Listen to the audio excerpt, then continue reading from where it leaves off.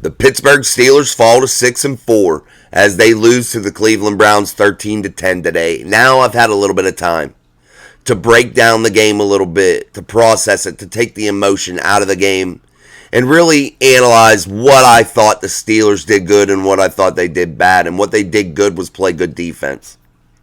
Defensively, I thought they achieved the goals that they had set out at the start of the week. Control that run game, not allow those two runners to take control of the game.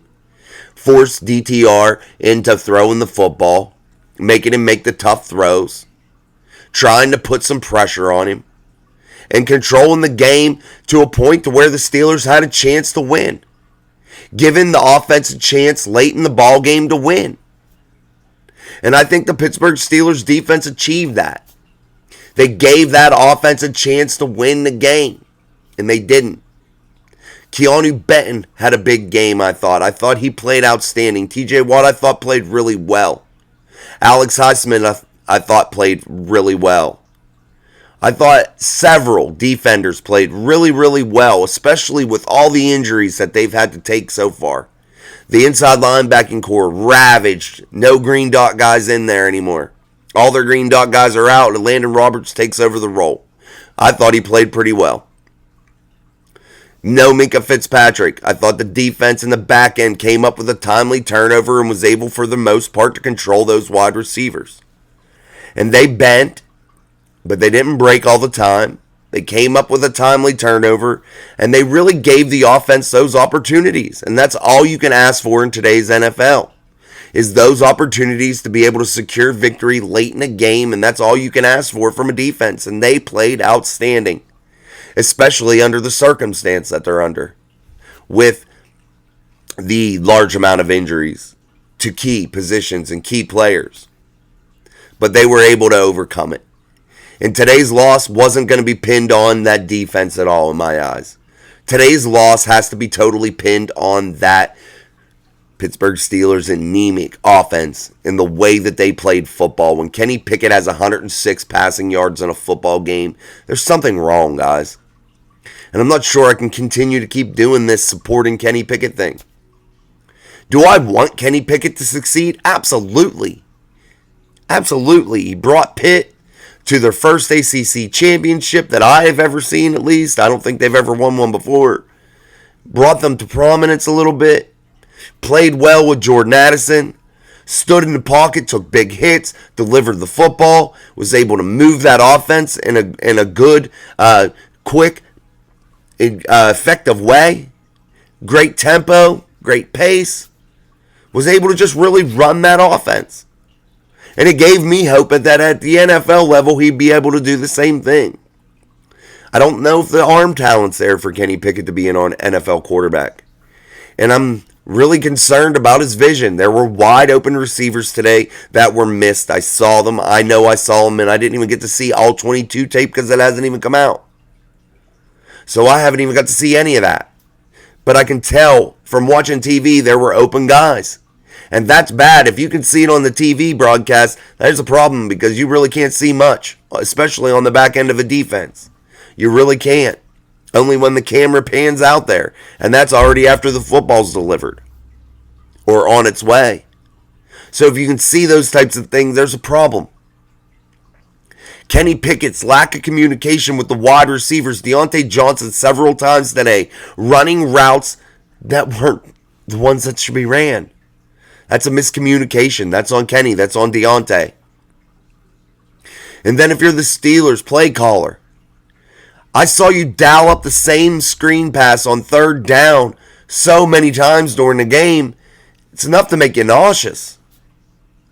And I get, maybe he's dumbed this offense down so much just so these guys can start executing at a high level that it's just that simple, that they don't have that many plays to be able to run. Maybe. I'm not sure. I'm not sure what goes on in that building. But Matt Canada has to be a little bit better getting his quarterback in rhythm. And you can't design plays if you're Matt Canada to the check down. Your check down can't be your number one target. At least that's what it seems like. Kenny Pickett has to be better, guys. And until he gets better, this team could be in trouble. And I'm going to consider next week in Cincinnati a must win. I said they needed to split these games at least. They needed to finish 4-2 in the division. They have one loss now. They're 2-1 in the division, and I say they need to finish 4-2 within the division. And I think that that's going to be quality. I think I could win a division. And the Steelers have some big games coming up that they can win. So I'm not hitting the panic button just yet, and I don't think you guys as Steeler fans need to hit the panic button either. But the defense played fantastic. I had some notes, and that was my biggest one that I'm reading right in front of me. Fantastic defense play. Yeah, they got beat at the end, and they gave up a field goal, but they gave up 13 points throughout this football game, guys. For a defense riddled with injuries, that's good. But I have one big note at the top of my page. Kenny Pickett played bad. The offensive line as a whole played mediocre at best. They had some good moments. Dan Moore Jr., who plays Myles Garrett well usually, got smoked today, in my opinion. He let up a lot of big pressures. Mason Cole, a lot of big pressures. Kenny Pickett had zero time. But he did have some chances. He had some time in certain parts of the game. He had some time to throw the ball. Especially late in the game, I felt like the pressure wasn't dialed up nearly as much. And if you're Kenny Pickett, you can't go to the same guy 3 times when you've had one guy making the plays the whole time and you didn't even attempt to go to him to try to get the chains moving, to try to get you some momentum, to try to get the offensive rhythm going to make a late game drive. You didn't even try to go to him. The only guy that produced the whole game, you didn't even try to go to him. You went to guys that were dropping passes and running the wrong routes the whole game. That's who you went to. And they continued to do that in that last drive that they only took off the clock 17 seconds. It's bad, guys. We're going to break it down a little bit further through the week. Kenny Pickett's play. We're going to break that down a little bit further. But also, they were fighting the referees today. The referees in the NFL have been absolutely horrible. That call late in the game against Keanu Benton, I don't think it much mattered in the grand scheme of who won that football game, but it was a shit call. It was a bad call. I don't think it should have been called. Alex Highsmith roughing the passer call. Yeah, he did helmet-to-helmet contact. Okay, I get that. But all in all, I think their performance was subpar. I don't think that was a touchdown at the beginning of the game there for the Browns either. And I know some will say maybe Kenny Pickett should have been called for that safety. I'd rather give up the safety than the touchdown, to be honest with you guys. I definitely would have. If you add that all up, I think the Steelers win the football game. I'm just saying, in my eyes. That's what I'm seeing. But let's take this game and brush it off. The Steelers are now 6-4. Let's move a little bit forward. As the Steelers next week take on the Cincinnati Bengals in a game that I think is a must-win because I think you need to split these two to continue to stay on pace. But the Steelers have some very winnable games, guys. Very winnable. As I look at the schedule here, Indianapolis Colts a winnable game. Arizona a winnable game. Seattle is a winnable game. I don't like it because it's so far to go, and I think that they match up poorly against the Seahawks, but we'll get to that when we play them. New England, winnable game. They're trash. And then you face the Baltimore Ravens, and that could be for the division if you tighten up the ship right now and don't lose any more football games, because I think you should win basically everything except for a couple. I think there's a couple tough ones in there for you. But I think 4 losses should be about your max until you play that Baltimore Ravens game. And hopefully that's for the division. Hopefully. Hopefully that's what that means. The last game of the season, Baltimore-Pittsburgh.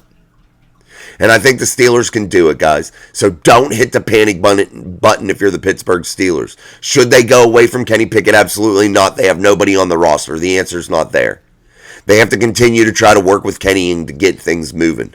Are they probably going to get moving? Probably not. But they need to continue to work with him. And we as fans need to cross our fingers and hope that it happens.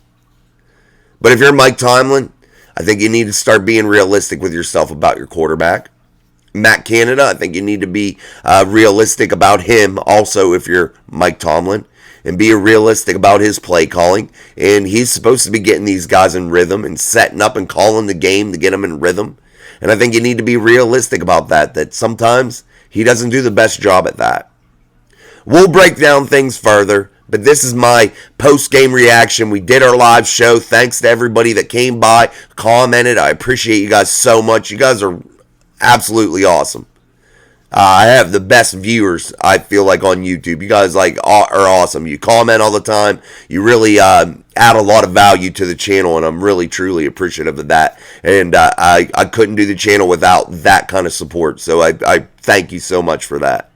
So, guys, we'll break down things a little bit better tomorrow.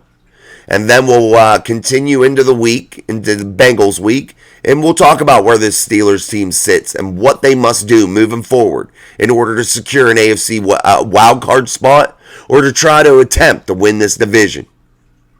And all right, guys, let's wrap it up. Until next time, peace.